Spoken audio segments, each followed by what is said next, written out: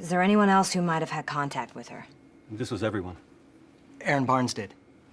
Barnes, he worked on another floor. There were documents she needed to sign. He picked her up from the airport. He picked her up from the airport? Yes. This is Kate Winslet playing a doctor with the CDC in the 2011 movie Contagion. Cut to the man, Barnes, on a bus, looking really under the weather. I really need you to get off that bus. Listen, it's quite possible you've come in contact with an infectious disease and that you're highly contagious. Do you understand? This is a pretty dramatic version of contact tracing. Kate Winslet literally runs to meet the man as he gets off the bus.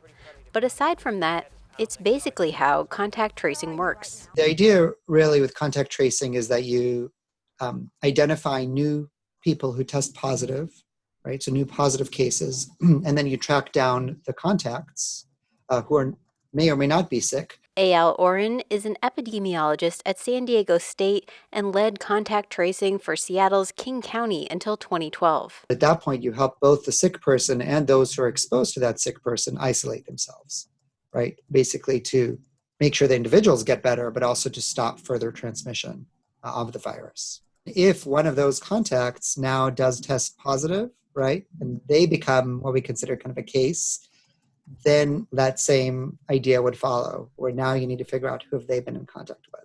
Right now, that wouldn't be too difficult. Under stay-at-home orders, when someone tests positive, you need to get in touch with their immediate family, maybe the checker at the grocery store they visited, and if they went into work, whomever they spent time with there. If one of those contacts tests positive, you need to start the process over again with that person's contacts. Without social distancing, if a person tests positive, you still need to get in touch with their immediate family, but also many more contacts.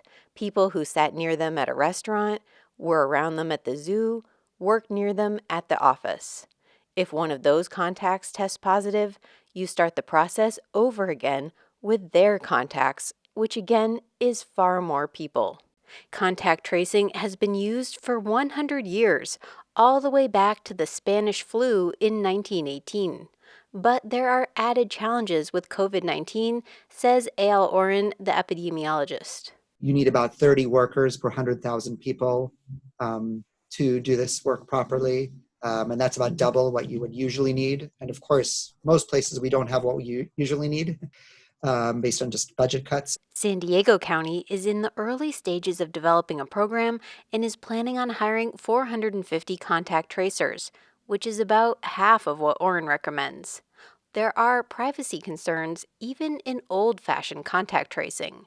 In the movie Contagion, spoiler alert, Kate Winslet tells Matt Damon his wife was cheating on him. No, I think I have a right to know. Look at where I am here. Look at where I am here. But some states are taking contact tracing a step further with smartphone apps. The question is whether they'd work and what privacy concerns surround them. We'll talk about those more tomorrow. Claire Tregesser, KPBS News.